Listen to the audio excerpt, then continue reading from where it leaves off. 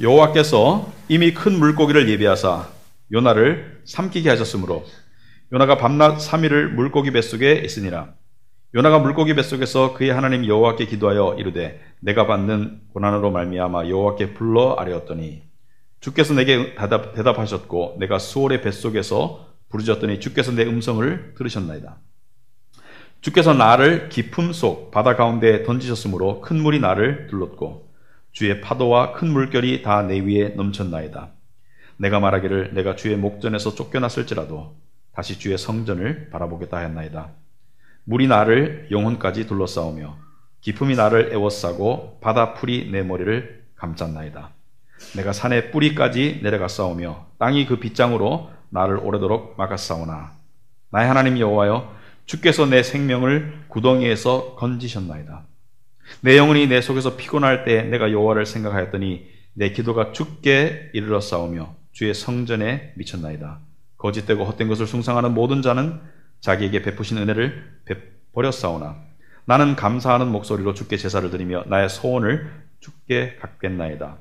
구원은 여호와께 속하였나이다 하니라. 여호와께서 그 물고기에게 말씀하시매 요나를 육지에 토하니라. 아멘. 우리 앉으시기 바랍니다. 기도하겠습니다.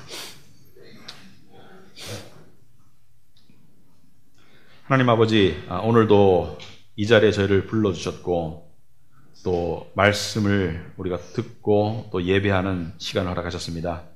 아버지 하나님, 이 말씀을 통해서 특별히 우리의 어두운 고난 가운데 우리를 찾아오시는 하나님, 우리에게 나타나시는 하나님, 그 하나님이 내가 필요한 하나님이고 그 하나님이 나의 하나님이라는 것을 다시 한번 우리가 깨우칠 수 있도록 하옵시고 이 예배 후에 우리의 마음이 더욱더 주를 향하고 주의 은혜를 음미하는, 그래서 복된 영혼들이 될 수 있도록 주님 인도하여 주시옵소서. 예수님 이름으로 기도합나이다. 아멘. 여기 성경을 읽다 보면은 이렇게 요나서 1, 2, 3, 4장인데 원래는 1, 2, 3, 4장을 해야 되는데 오늘 보니까 본문이 1장 마지막 절 17절부터 시작을 하죠.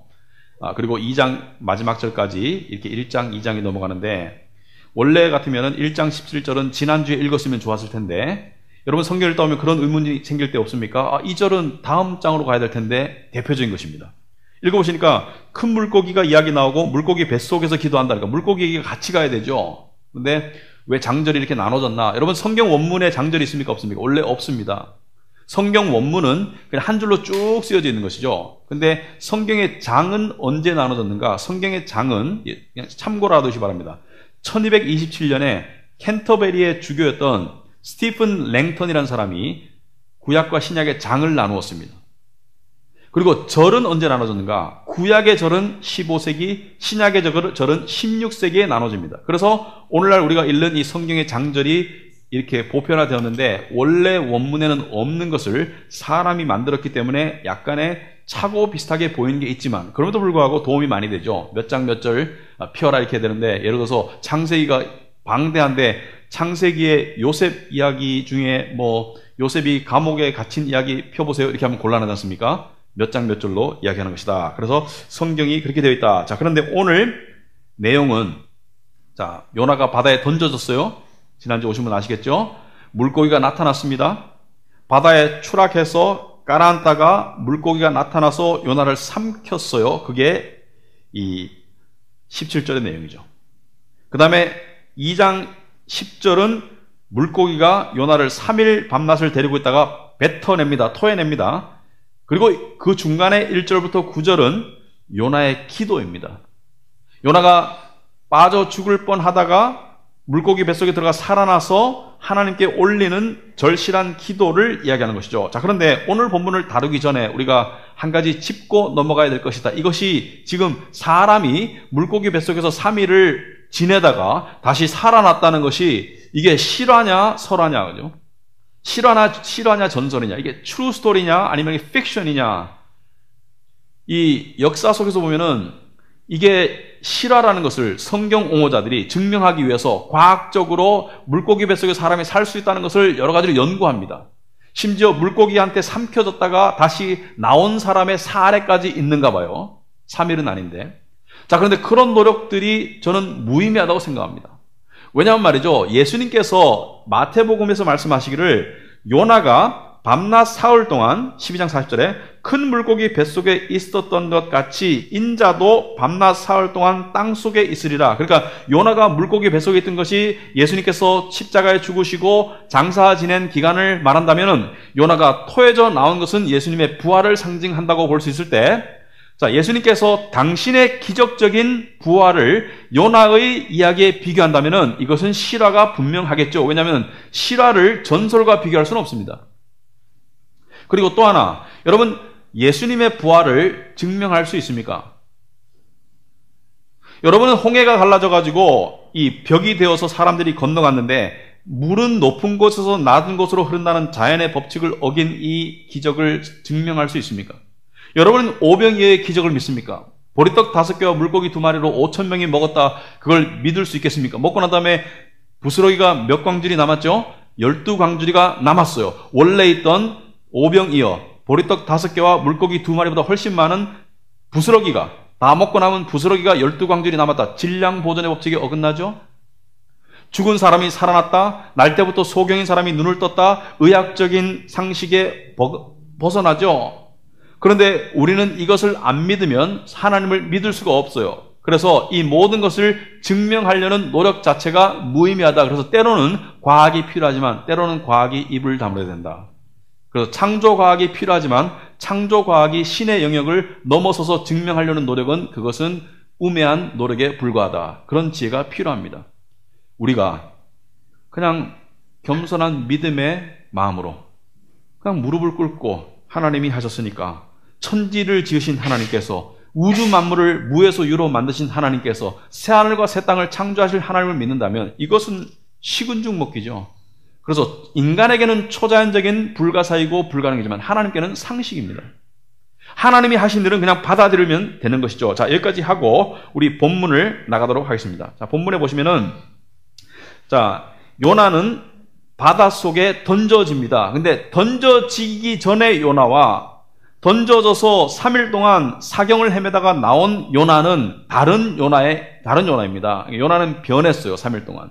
던져지기 전에 요나는 어떤 요나입니까? 어떤 요나냐면 자기 생각과 확신이 뚜렷한 요나였어요. 그죠?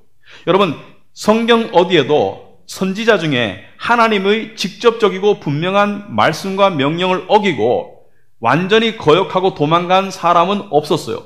그런 선지자는 없었습니다. 요나가 유일합니다. 그러니까 하나님이 명령했을 때 그냥 주저하는 마음, 제가 할 수 있을까요? 라는 그런 표현을 한 선지자는 있지만은 알면서 그냥 완전히 정반대로 거역하고 도망간 사람은 요나가 유일한데, 어떤 성격의 사람이 있을까요? 자기 생각과 자기의 옳고 그름의 판단이 분명했던 사람이고요. 왜 도망갔을까요? 왜냐하면 내 생각이 옳았다고 생각했기 때문에.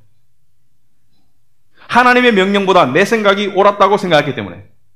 그래서 우리는 여기서 중요한 영적인 원리를 알아야 됩니다. 여러분, 저는 하나님을 멀리하고 도망가서 세상에서 살았어요, 이렇게 말할 때 그냥 죄를 떠올리죠. 그냥 내 마음대로 살았다. 그런데 인간이 하나님으로부터 도망가는 데는 또 다른 길이 있습니다. 자기 옳음을 통해서 도망갈 수 있어요. 나는 괜찮은 사람이야. 나는 착한 사람이야. 그런 사람이 예수 못 믿습니다. 괜찮은 사람과 착한 사람이 예수님의 십자가가 왜 필요합니까? 십자가는 뭐죠? 너는 죽일 놈이야. 십자가는 너는 이렇게 죽었어야 되는데 예수님이 대신 죽었었지 않습니까? 복음이. 그러니까 한마디로 말하면 너는 하나님이 죽여야 되는 죄인인데 나는 괜찮은 사람인데 예수님이 왜 필요합니까? 그래서 내가 스스로 괜찮다고 생각하는 사람은 하나님을 못 믿어요. 미국의 20세기 중반에 유명한 여류 소설가가 있습니다. 조지아주에서 태어났던 플래너리 오코너라고 있습니다. 플래너리 오코너. 이 여류 소설가가 기독교인 소설가였어요. 이 사람이 이런 대사가 있습니다. 제가 영어로 한번 읽어볼게요. The way to avoid Jesus is to avoid sin. The way to avoid Jesus is to avoid sin. 모르는 단어 없죠? avoid는 피하다. Jesus는 예수님. 예수를 피하려면 죄를 피해라. 무슨 말입니까? 착하게 살려는 노력 가운데, 성실하게 살려는 몸부림 가운데 예수를 피하는 거예요. 여러분, 사람은요, 하나님을 피하고자 하는 본능이 있습니다. 하나님을 가까이 하고 싶지 않아요. 하나님을 피하고 싶고 독립적으로 살고 싶은데 죄를 통해서 망가지면서 피하는 사람이 있고, 인간적으로 봤을 때 착하게 살면서 하나님으로부터 멀어지는 사람이 있습니다. 왜? 나는 예수님 필요 없는 거예요. 왜? 나는 착하기 때문에. 나는 성실하기 때문에. 내 삶은 괜찮기 때문에. 괜찮은 사람이 왜 예수님 필요합니까? 여러분, 지옥 가면요, 악한 사람이 있을 것 같죠? 아니요. 세상에서 착하게 살던 사람이 지옥에 많이 가 있을 겁니다. 왜? 예수님이 필요 없었기 때문에. 물론 그 착함은 진정한 착함이 아니죠. 위선의 가면에 가려진 그런 착함이죠. 인간 내면에는 의인은 하나도 없나니 모두가 악인이죠. 요나는 스스로 옳다는 자기 자부심과 자기 확신 때문에 자기 이 니느웨 사람들을 용서할 수가 없었어요. 저 악한 사람들을 용서하려는 하나님을 받아들일 수 없었어요. 그래서 자기 생각이 옳다고 해서 하나님을 벗어난 거예요. 그런데 요나는 도망을 가다가 바다에 빠집니다.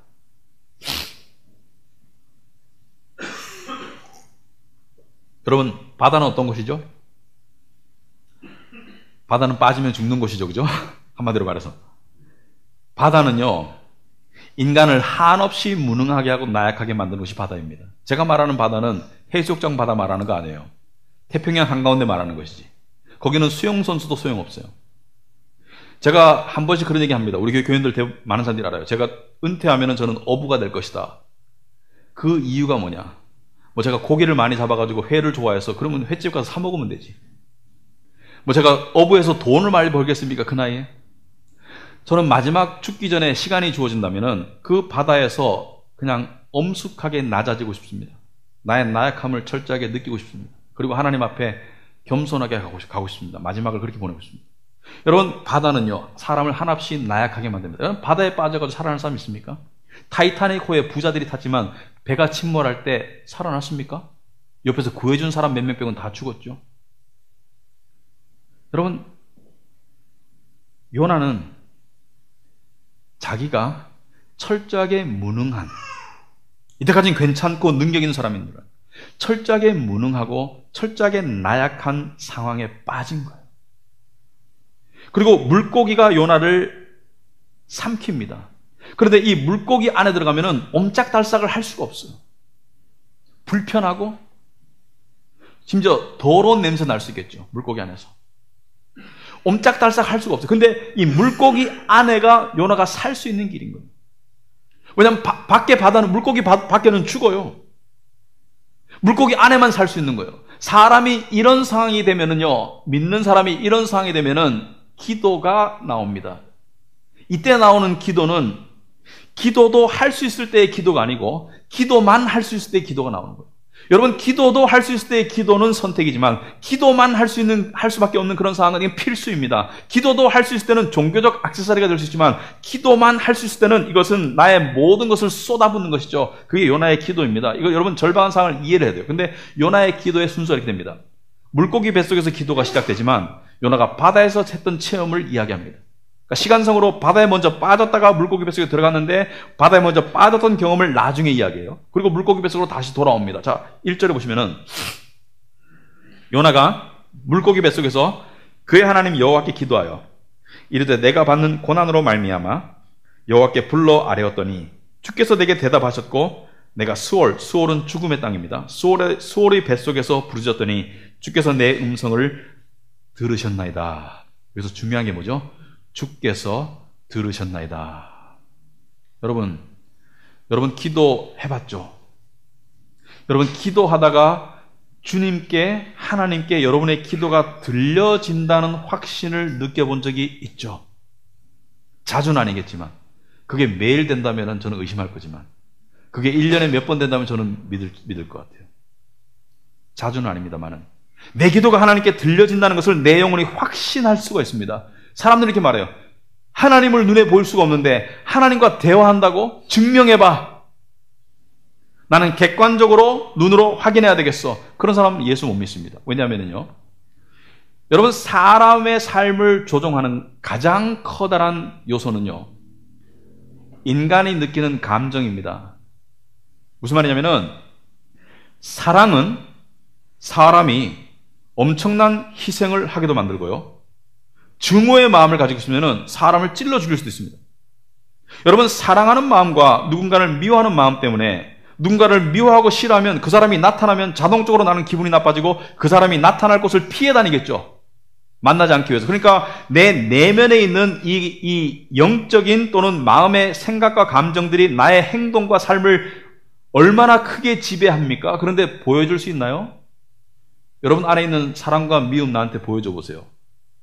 외과 의사의 수술 칼을 가지고 여러분의 심장을 갈라도 그 보이지 않습니다. 하지만 분명히 존재하듯이 하나님과의 영적인 교감은 분명히 존재합니다. 체험해 본 사람은 알아요. 요나는 지금 자기의 기도가 하나님께 들려진다는 그런 무한한 은혜를 체험하면서 요나는 믿음을 갖습니다. 3절에 보니까 주께서 나를 깊음 속 바다 가운데 던지셨다. 선원들이 던졌다고 안 와요. 주께서 던졌다. 이게 하나님 중심의 신앙생활입니다. 여러분의 삶에 일어나는 모든 좋은 일과 모든 불행의 궁극적인 주관자는 하나님이다. 큰 물이 나를 둘렀고 주의 파도와 큰 물결이 다 내 위에 넘쳤나이다. 여러분 바다에 빠졌어요. 그러면은 몸으로 뭐가 느껴질까요? 이제 물이 나를 엄습해오고 그냥 파도가 나를 때리고 그 다음에 내가 물에 가라앉겠죠. 내가 말하기를 내가 주의 목전에서 쫓겨났을지라도 다시 주의 성전을 바라보겠나 하였나이다. 여러분 요나는요 지금 바닷속에서 하는 기도가 아닙니다.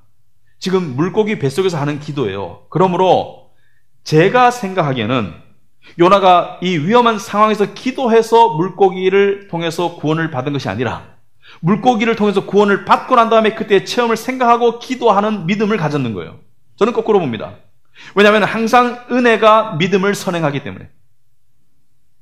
믿음이 은혜를 선행하는 게 아닙니다. 은혜가 믿음을 선행합니다. 어떤 사람이 나는 믿음이 약해요. 저는 믿음이 없어요. 왜 그런지 아십니까? 은혜를 체험하지 못했기 때문에. 하나님의 은혜를 체험하지 못한 사람은 믿음이 없습니다. 믿음이 약할 수밖에 없어요. 그래서 성경에 디모데후서 2장 1절에 그러므로 너는 그리스도 예수 안에 있는 은혜 가운데서 강하고 여기서 보면 은혜 가운데서를 by the grace, 은혜에 의해서 강해져라. 무엇이 강해진다고? 믿음이 은혜에 의해서 강해져라. 그래서 하나님의 은혜는 우리는 하나님의 은혜를 이렇게 받기를 원하죠. 하나님 이 일이 잘 풀려서 감사합니다. 은혜시군요. 하나님 저희 일이 잘 돼서 감사합니다. 은혜시군요. 그것도 물론 은혜일 수 있으나 그러나 더 깊은 차원의 하나님의 은혜는 고난과 좌절 가운데 주어지는 은혜입니다. 하지만 모든 고난이 은혜를 보장하지는 않습니다. 고난 속에서 하나님의 연단을 통해서 은혜를 체험하고 믿음으로 나가는 사람이 있는 반면에 고난 속에서 반대로 하나님께 등을 돌리는 사람이 있어요. 안타깝게도. 예를 들자면 신앙생활을 하다가 어려운 상황이 왔어요. 어떤 사람은 그 어려운 상황 때문에 하나님을 더 처음에는 물론 흔들릴 수 있습니다만 하나님을 더 찾고 예배에 나오고 하나님을 예배하고 기도하고 하나님의 사람들과 어렵기 때문에 그런 사람이 있는 반면에 어떤 사람은 어렵기 때문에 교회를 등지는 사람도 있을 수 있습니다. 그런데 이 고난과 좌절의 시간이 사실은 하나님과 그 사람의 관계의 실체를 드러내는 시간입니다. 고난과 좌절은 여러분 일이 잘 풀릴 때는 전부가 믿음이 좋아요. 그러나 고난과 좌절을 통해서 하나님과 그 사람의 관계의 실체가 작용하고 드러나게 되어 있습니다. 요나는 이 절박한 상황 가운데 하나님의 은혜를 체험했고 그 은혜가 믿음으로 하나님의 성전을 삼아도록 만들었어요. 이 성전은 하나님과 요나가 만나는 만남의 장소이죠. 우리 몸이 성전이다. 왜 그랬습니까? 우리가 하나님과 만나는 만남의 장소가 이 공예배이기도 하지만 내 내면의 성전이기 때문에 성령이 거하시는 성전이기 때문에 자 그렇다면은 요나는 그 짧은 시간 동안 바다에 던져져서 물고기가 요나를 삼켜서 살려내기까지 그 짧은 시간, 그냥 인간의 이 보편적인 기준으로 한다면 1분이 안 될 수 있습니다. 그 짧은 시간에 요나는 어떤 체험을 했는가? 우선 요나가 바다에 던져졌을 때, 이제 나는 죽었구나. 이제 나는 죽었구나. 당연합니다. 그때 하나님이 나를 살려주시겠지 이런 생각 못 합니다. 이제 나는 죽었구나. 근데 그때 생생한 체험을 요나는 5절에 이렇게 말합니다. 물이 나를 영혼까지 둘렀다. 이게 시적인 표현입니다만은 너무나 적나라하죠. 왜냐하면은 물을 온몸으로 체험하죠. 그 죽음의 물, 차가운 물, 무거운 물, 깊은 물, 그리고 내 생명을 앗아갈 물, 그것을 영혼이 느끼는 거죠. 왜? 삶과 죽음의 기로이니까. 바다풀이 내 머리를 감쌌나이다. 바다의 해초가 느껴지는 거예요. 내 머리에 내가 풍덩하고 던져진 다음에 해초가 내 머리에 느껴지는 거예요. 6절에 내가 산의 뿌리까지 내려가 싸우며, 산의 뿌리라는 것은 바닥을 암시합니다. 그리고 그 땅이 빗장이라는 것은 이 얽힌 문이죠. 얽힌 문으로 나를 오래도록 막았사오나. 무슨 말입니까? 못 올라가는 거죠, 여러분. 여러분, 바다에 빠져가지고 다시 올라가 살 수가 없는 것이죠. 그 절박한 상황 속에서 나의 하나님 여호와여, 주께서 내 생명을 구덩이에서 건지셨나이다. 그 절박한 순간에 하나님이 물고기를 통해서 무언가 낚아채어지는 느낌을 통해서 요나를 살리셨죠. 주께서 내 생명을 구덩이에서 건지셨나이다. 여러분, 절박한 상황 속에서 하나님의 구원의 은혜가 주어진 것이죠. 자, 그리고 난 다음에 정신을 차리고 7절에 내 영혼이 내 속에서 피곤할 때, 왜 피곤합니까? 바다 안에서 지쳤기 때문에. 물고기 뱃속에 들어갔지만 피곤하죠. 그 피곤할 때 내가 여호와를 생각했더니 내 기도가 주께 이르러 싸우며 주의 성전에 미쳤나이다. 기도가 주께 이르렀다. 1절과 똑같은 말이에요. 여호와께서 나를 들으셨다. 기도가 주께 이르렀다. 이런 확신은 정말로 느끼면 정말입니다. 내가 느끼면 정말입니다. 그런데요, 참 8절이 어울리지 않는 절인 것 같습니다. 얼핏 보기에. 왜냐하면은 지금 극적인 생명의 구원을 받았는데 우리가 생각할 때는 가장 처음 나올 말이 이거 같죠. 주 여호와는 광대하시도다. 그가 나를 건지셨네. 그가 사망의 물에서 나를 보호하시고 나를 지키시고 나를 구해내셨네. 할렐루야 아멘. 이게 나와야 될 것 같은데, 이상하게도 8절을 보니까 거짓되고 헛된 것을 숭상하는 모든 자는 자기에게 베푸신 은혜를 버렸사오나. 여러분, 인간이 하나님의 은혜를 만나면 가장 먼저 나오는 반응은 회개입니다. 찬양에 앞서서 회개입니다. 이때까지 내가 살아온 삶을 보니까, 사람들의 삶을 보니까 거짓되고 헛된 것, 우상을 말하죠. 우상을 숭상하는 모든 자에게는 베푸신 은혜는 누가 베푸는 거예요? 하나님의 베푸신 은혜를 버렸사오나. 이게 무슨 뜻입니까?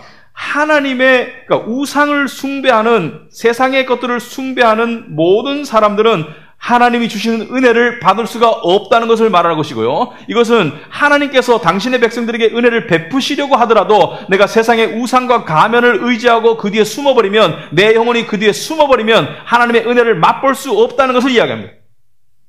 인간의 영혼에게 가장 필요한 것이 하나님의 은혜인데, 믿는 사람들이 하나님께서 주시는 그 은혜를 가장 강하게 막는 것은 옆에 있는 친구도 아니고, 내 가족도 아니고, 저 나쁜 사람도 아니고, 내 힘든 직장도 아니고, 내 어려운 삶도 아니고, 바로 나라는 거야, 나. 내가 섬기는 우상, 돈, 명예, 성공, 그런 것들을 통해서 우리는 하나님의 은혜를 막고 있습니다. 그러면 이게 무슨 뜻이냐? 왜 우리는 우상을 추구하는가? 여러분, 인간의 내면에는 어떤 빈자리가 있습니다. 그 빈자리가 채워지지 않으면 허무하고 허전하고 불안해요. 인간의 내면에는, 우리 모두의 내면에는 빈자리가 있습니다. 허무하고 허전하고 불안해요. 그래서 우리는 매일매일의 삶 가운데 그 허무와 허전과 불안을 채우기 위해서 세상적인 돈이나 쾌락이나 명예나 성공이나 하여튼 뭔가에 집착하고 추구합니다. 또 그러한 내면의 공허함을 잊기 위해서 게임에 몰두하기도 하죠. 도박에 빠지기도 합니다. 성적인 타락에 빠지기도 하고요. 아까 말했던 플랜너리 오코너가 이런 말을 했습니다. 이 여자 소설가가, 나는 나 자체로는 만족을 이루지 못한다. 내 느낌에는 마치 하나님이 내 안에 빈 공간을 만드시고 그것을 무언가 훌륭한 것들로 채워 넣으라고 하시는 것 같다.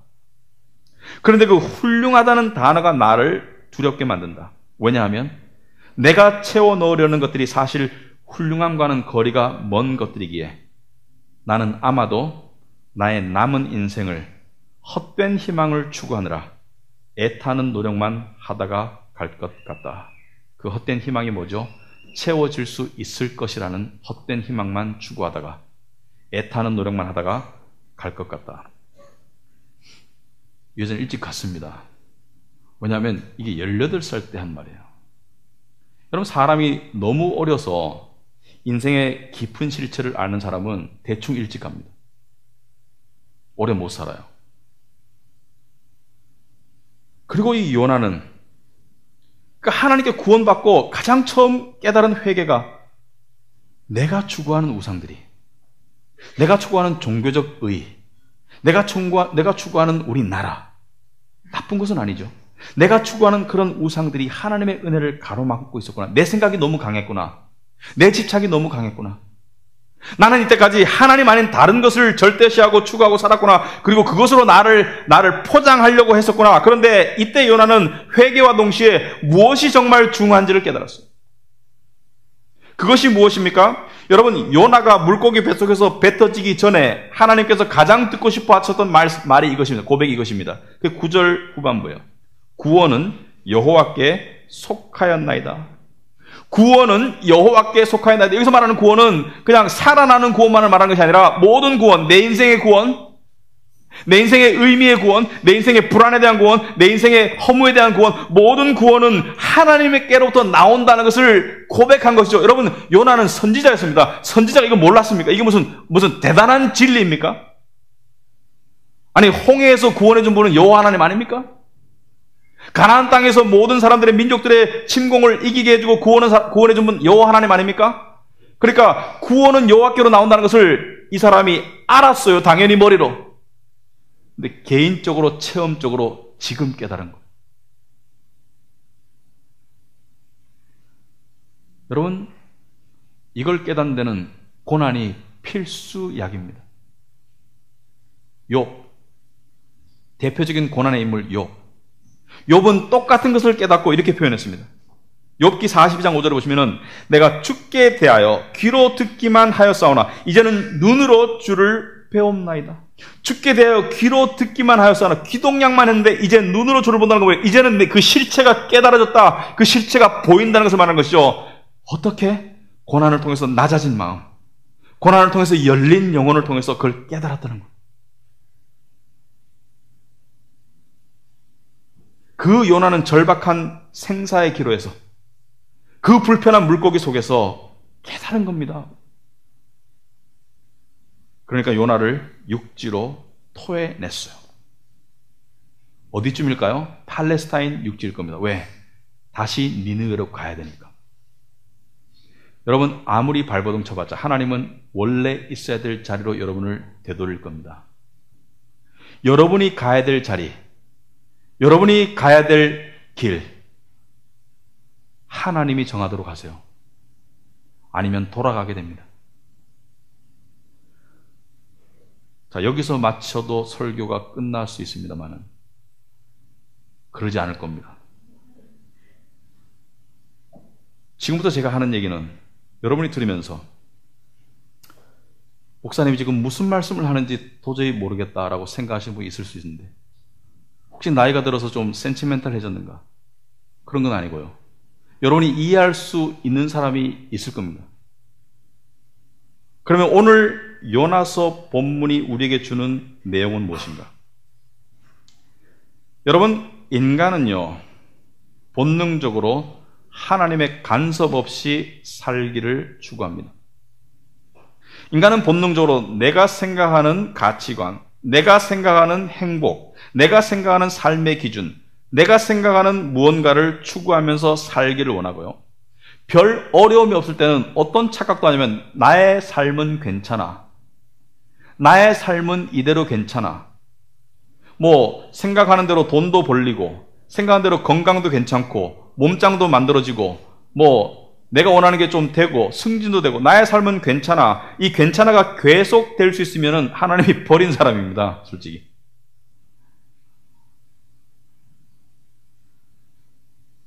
왜냐하면 십자가의 복음을 알려면은 내가 안 괜찮다는 것을 먼저 깨달아야 하거든요. 내가 이대로 안 괜찮다는 걸 깨달아야 돼요. 그래서 하나님께서 어떻게 합니까? 바다에 던져요. 물고기 뱃속에 삼키게 합니다.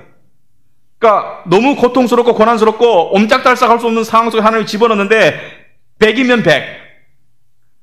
이 바다와 물고기 속 같은 어떤 경제적 어려움, 사람마다 알겠죠? 건강의 적신호 또는 관계의 아픔과 배신 또는 실패와 좌절 이런 것을 통해서 바다에 던져질 때 100이면 100 이렇게 말합니다. 내가 바다에 빠질 줄이야. 그죠? 어느 누구도 내가 바다에 빠질 줄 알았어. 내가 물고기 안에 들어갈 줄 알았어. 이렇게 말하는 사람 아무도 없어요. 나에게 이런 일이 생길 줄이야. 대부분 다 그렇게 말하죠. 100이면 100 다 그렇게 말해요. 왜? 평소에 나는 이런 대접 받을 이유가 없다고 생각하는 교만 속에 살았기 때문에. 다른 사람에게는 일어나도 되는 불행이 나에게는 안 일어날 것이라는 착각 속에 살았기 때문에. 그래서 바다에 빠지고 물고기 뱃속에 갇힙니다. 그리고 시간이 지나면은 어떤 현상이 일어납니까? 내 영혼이 세상 사람들은 그것을 고통이라고 말합니다. 세상 사람들은 그것을 불행이라고 말해요. 세상 사람들은 그것을 향해서 쯧쯧쯧 가엾게 여기지만 이상하게도 내 안에서 내 영혼이 깨어나기 시작합니다. 제가 이것을 말씀드리고 싶어요. 16세기의 기독교 시인이 이렇게 말했습니다. 영혼의 어두운 밤, Dark Night of the Soul. 영혼의 어두운 밤. 여러분, 영혼의 어두운 밤이 뭐죠? 여러분, 진흙 같은 어두운 밤은 갑자기 오나요? 태양이 떴다 갑자기 진흙 같은 어둠이 오나요? 안 그렇죠. 진흙 같은 어두움은 땅거미가 지고 빛이 점점 사라지고 그 다음에 어둠이 짙어지다가 아무것도 안 보이는 것을 칠흑 같은 어둠이라고 한다면, 여러분 욥에게 고난이 닥쳤을 때 욥의 영혼의 어두운 밤은 1장 2장에서 오지 않았습니다. 욥은 처음에 고난을 당하고도 당당하게 그리고 겸손하게 주신 분도 하나님이시니까 가져가시는 분도 하나님이시죠. 하나님 마음대로 하옵소서. 욥은 믿음의 고백을 하지만 그 상황이, 그 사태가 자기 안에 들어와서 자기의 영혼을 어두운 밤에 가둘 때까지 시간이 걸렸죠. 그러므로 영혼의 어두운 밤은 아주 진흙 같은 어두운 밤이고요. 고난과 불행의 절망의 시간이 얼마쯤 지나고 난 다음에 시작되는 영혼의 상태입니다. 이때 특징이 어떠냐? 이때 특징이 이런 것입니다. 첫째, 세상 일들에 대한 관심이 급격히 줄어듭니다. 심지어 이전에 그렇게 매달렸던 일들이 우습게 보여요. 이게 그렇게 중요한 일이었어? 바깥 세상을 향한 신경이 점점 무뎌집니다. 그러니까 그런 사람은 일상적인 어떤 삶이나 대화가 좀 힘들 수도 있습니다. 심각하게 진행되면. 그런데 하나님이 함께 하시는 영혼의 어두운 밤에 있는 사람은 상대적으로 내적 영혼의 신경이 살아납니다. 이게 중요한 거예요. 바깥으로는 너무 깜깜한데 내적 영혼의 신경이 살아나고요. 이전에는 현실에 대한 바쁨과 욕심과 두려움과 스트레스 때문에 갇혀있던 영혼이 그 실체를 드러내는데, 이때 내가 내 영혼을 바라보게 됩니다.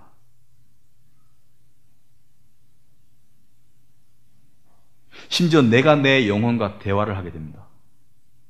이게 무슨 다중인격에 관한 심리학 분석이냐? 아니요. 저는 여러분에게 심리학 가르칠 생각은 없습니다.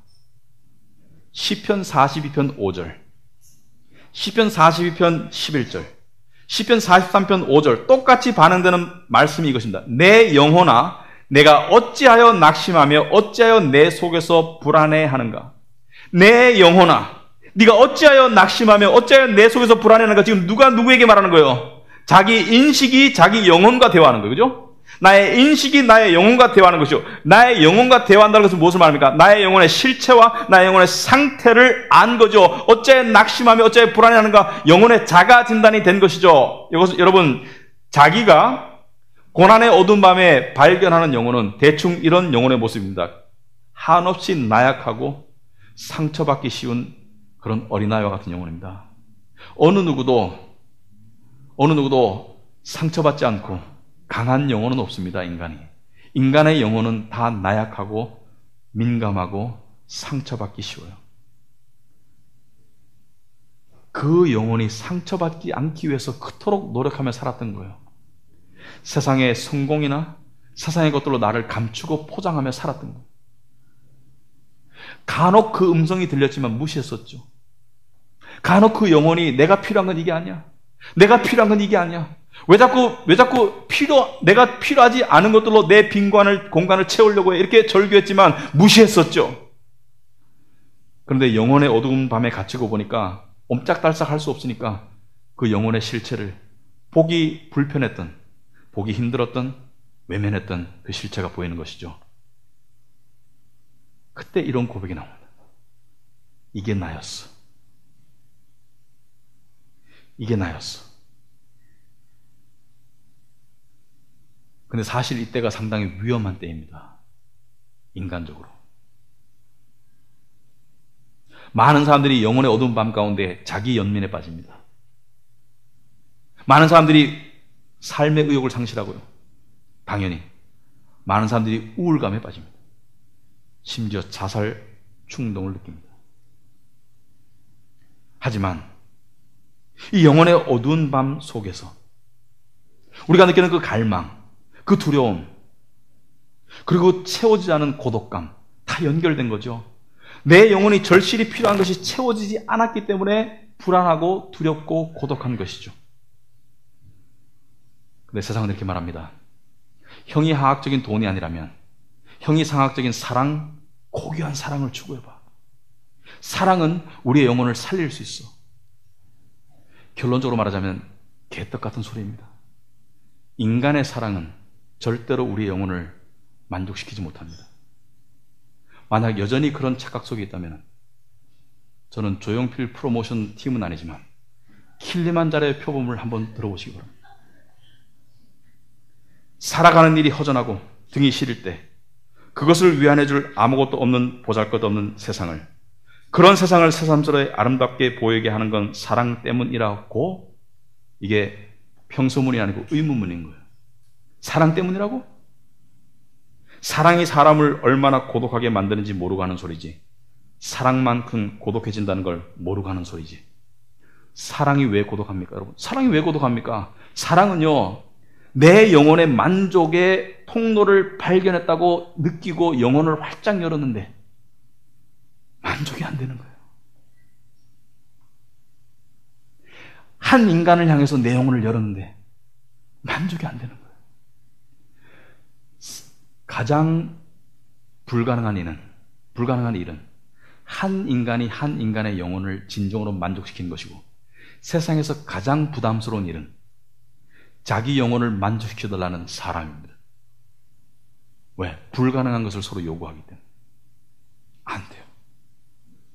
그런데 이 모든 것 속에서 영혼의 어두운 밤 가운데 내가 하나님을 찾게 되었어요. 교회를 나가게 되었어요. 성경을 보게 되었어요. 기도하게 되었어요. 그러면서 깨닫는 게 무엇입니까? 하나님이 내가 필요한 거예요. 하나님이 내 영혼에 필요한 거예요. 구원은 하나님께로부터 나오는구나. 하나님이었어. 내가 이때까지 추구하던 다른 모든 것은 아니었어. 내가 추구하던 모든 우상들, 내가 쓰려던 모든 가면들, 그게 아니고 내 영혼이 정말 필요한 것은 하나님이었어. 그리고 비로소 그 영혼이 하나님을 맛보기 시작하면 그 영혼의 어두운 밤이 하나님이 허락하신 위장된 고통이었다는 것을 깨닫게 되죠. 그래서 대부분의 경우 은혜는 고통의 모습으로 다가옵니다. 안 그렇습니까, 여러분? 이게 기독교죠. 오스왈드 체인버스가 이렇게 말했습니다. 믿는 자의 삶의 상황은 하나님께서 정하시는 것이다. 그러므로 믿는 자의 삶에는 절대로 우연이 있을 수 없다. 하나님은 당신의 섭리를 통해서 당신이 전혀 이해할 수 없는 상황 가운데로 데려가신다. 하지만 하나님은 이것을 다 아시고 계신다. 하나님은 당신 안에 있는 성령을 통하여 어떤 분명한 목적을 이루시기 위해서 당신을 어떤 장소나 어떤 사람들 가운데로, 또 어떤 특정한 상황 가운데로 데려가신다. 이럴 때 절대로 스스로 나서서 내가 내 자신의 운명을 개척할 것이다, 내가 내 상황을 자세히 살피고 분석해서 나를 보호하고 지킬 것이다 라고 말하지 말아라. 모든 상황은 하나님의 손안에 있는 것이기에 놀라지도 말고 발버둥 치지도 말아라. 무엇을 말합니까? 세상적인 모든 몸부림을 내려놓고, 마치 물고기 속에서 옴딱달짝 할 수 없던 요나처럼 발버둥 친다고 될 일이 있습니까? 세상적인 모든 발버둥을 내려놓고 한 가지만 하라는 거예요. 한 가지가 무엇입니까? 하나님을 찾으라. 하나님을 찾으라는 거예요. 그러니까 겉으로 봤을 때는 무능해 보여. 겉으로 봤을 때는 저 사람 왜 살아? 겉으로 봤을 때는 저 사람 정말 나약해 보고 무능하지만 이 사람은 정중동인 것이죠. 겉으로 봐서는 아무것도 안 하는 것 같으나 이 사람 안에는 엄청난 일이 일어난 거죠. 그것을 시편 46편 10절에 이렇게 말하고 있습니다. 너희는 가만히 있어 내가 하나님 됨을 알지어다. 너희는 가만히 있어 내가 하나님 됨을 알지어다. 가만히 있긴 있는데 영혼의 어두운 밤 속에서 할 게 없어서 가만히 있긴데 내 안에 누구를 찾고 있습니까? 하나님을 바라보는 거예요. 하나님을. 바로 이 순간 우리는 획기적인 깨달음을 얻을 수 있습니다. 그 획기적인 깨달음이 뭐냐? 하나님의 은혜에 대한 차원 높은 깨달음을 얻을 수 있습니다. 이때까지는 하나님의 은혜가 하나님께서 나에게 주시는 그 무엇이라고 생각했습니다. 이때까지는 하나님께서 나에게 주는 그 무엇, 구원, 양자됨, 칭의, 천국, 선물, 직장, 이때까지는 무엇인 줄 알았는데 이 영혼의 어두운 밤에서 하나님을 진짜로 만나면 은혜의 핵심은 하나님이 우리에게 주는 그 무엇이 아니라 바로 하나님과 나와의 교감이라는 것을.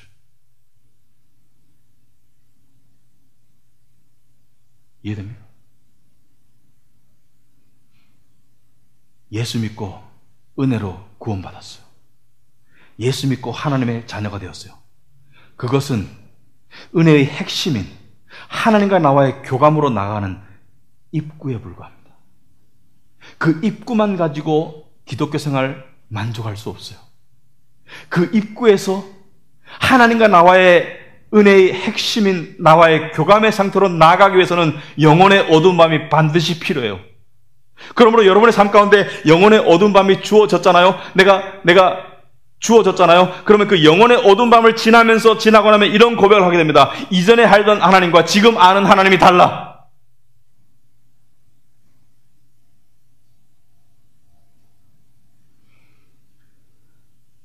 그런데요, 영혼의 어두운 밤의 시간이 있을 때 사탄은 여러분을 가만두지 않습니다.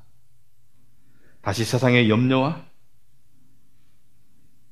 세상의 분노와 세상의 우울로 그런 것들을 통해서 여러분을 다시 세상으로 끄집어내려고 해요. 여러분이 세상으로 끄집어내지면 여러분의 영혼은 다칩니다. 그래서 예수님께서 뭐라 했습니까? 기도하려거든 골방에 들어가라.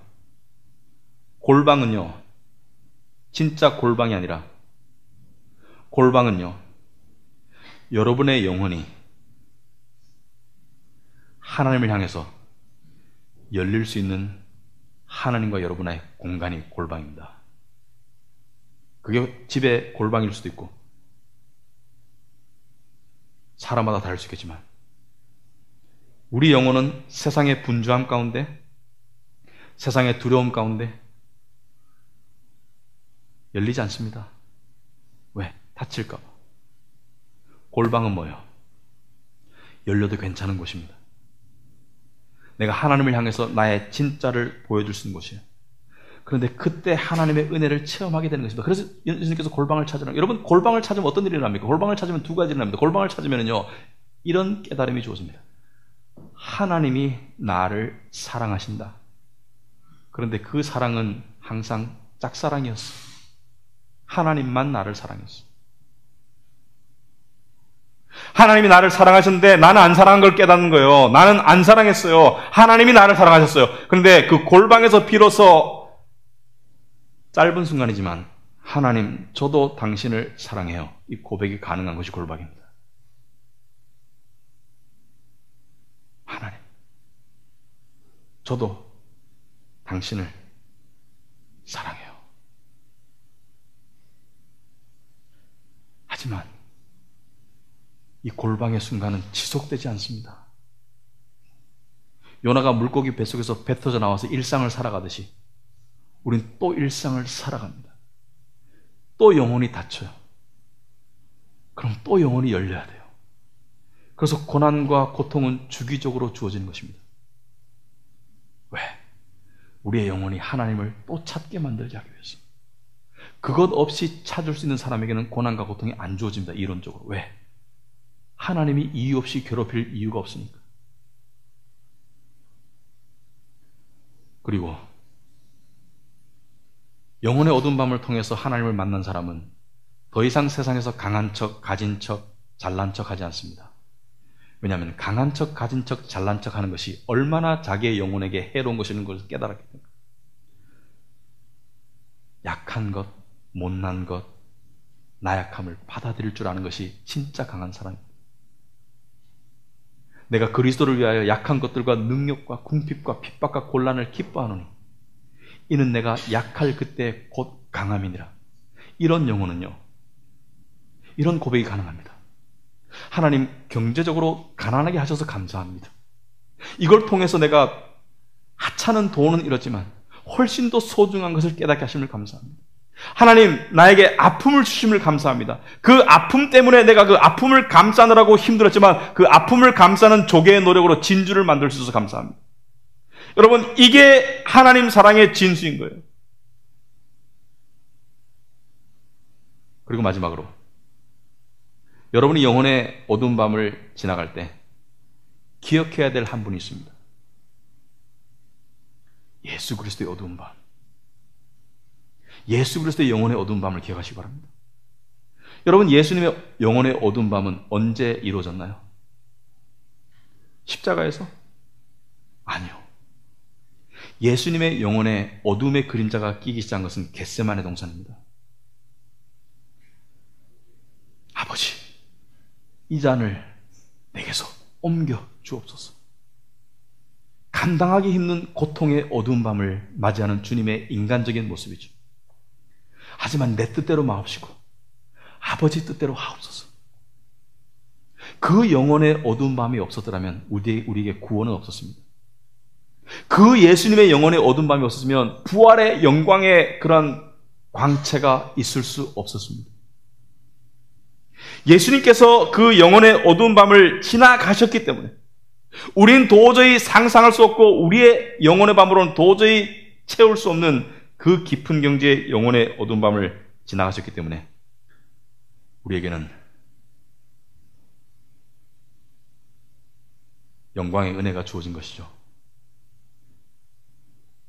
여러분, 나비 중에서도 휘황찬란한 날개를 가진 나비,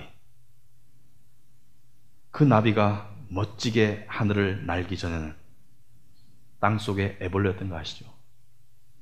징그러운 애벌레, 답답한 땅속에 있던 애벌레. 여러분이 지금 영혼의 어두운 밤을 지나고 있다면 언젠가 하나님께서 여러분을 다시 아름답게 날게 하실 것입니다. 훨씬 더 강한 날개로, 그리고 똑바른 방향으로 날게 할 줄 믿습니다. 기도하겠습니다.